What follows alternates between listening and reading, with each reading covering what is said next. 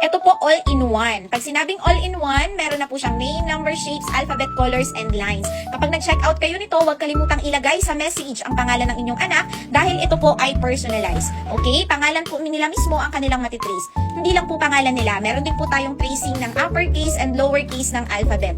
Ang maganda dito mga madam and sir, ang pinagmamalaki namin, hindi lang sila magtitrace kasi meron pa po silang evaluation activities na kailangan sagutan.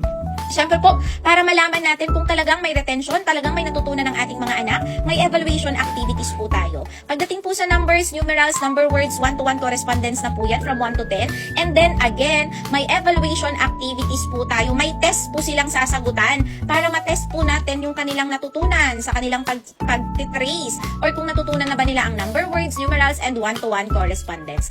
Again, meron din po tayo ditong shapes. Okay? Shapes po, tracing ng shapes, spelling ng shapes, and then may mga activities like matching type, tracing, magugupit, magdidikit, ayan, marami pong activities. After that po, meron din po tayong line tracing.